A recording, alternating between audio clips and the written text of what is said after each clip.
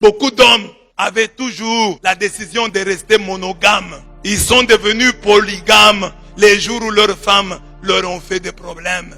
Le jour où leurs femmes ne leur ont pas donné le bonheur. Le jour où leurs femmes ne les ont pas respectés. Parce que comme je ne cesse de vous dire, un homme attend d'une femme d'abord le respect.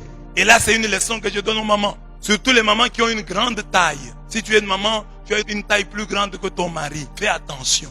Ce mari peut se dire, cette femme, comme elle est un peu plus robuste que moi, elle peut chercher à me dominer. Alors l'homme va commencer à réagir.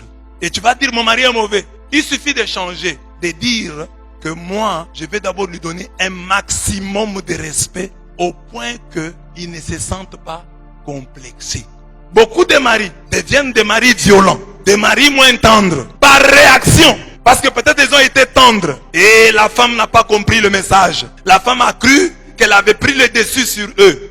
Alors les hommes en réaction sont devenus méchants, sont devenus ce qu'ils sont là.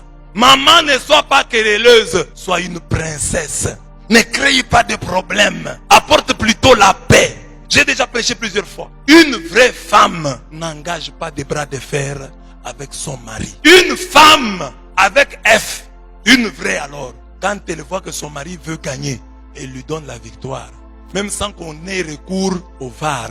Pas besoin qu'on recourt au VAR. Non, papa. Il ne faut pas le dire. Elle cédait ou elle dit oui, papa, je reconnais mon erreur. Tu as gagné. La querelle là prend fin. Un autre jour, dans un autre climat, peut revenir sur la question et dire à papa, ce jour-là, non, c'était pas comme ça. Ça peut se terminer bien.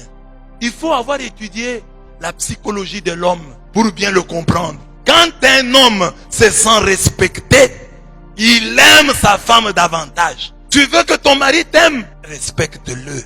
Et montre-lui que tu le respectes. Qu'il sente que ma femme me respecte. Fais sentir à ton mari ton profond respect. Par exemple, les bras de fer. L'homme a fait comme ça, j'ai fait comme ça. Tu as déjà échoué. Tu n'es pas une bonne femme. Une bonne femme n'engage pas des bras de fer. Le mari, c'est ton chef. C'est le chef de la famille. Fais avoir des enseignements, c'est pas du genre ou quoi, c'est votre problème. Moi, je vous prêche la Bible. Et la Bible, c'est la parole de Dieu. Et Dieu connaît, c'est lui le créateur du mariage. Les messieurs là du genre et les femmes du genre là sont venus après. Mais Dieu, au commencement, lui était là. Quand Dieu donnait à Adam et Ève, le ministère du genre là n'était pas là. Et les autres organisations là qui vous entêtent là, ils n'étaient pas là. Alors regardez aujourd'hui, avec vos histoires là, depuis qu'on a mis ça, est-ce que les mariages se portent bien? Ça ne va pas. Ça ne marche pas. Parce que dans une maison, même chez les coqs, on ne peut pas avoir dans un même poulailler deux coqs. Mais toi tu veux dans le mariage, le mari et le coq, tu veux être la coquine. Il n'y a pas de coquine. Il y a coq et poule.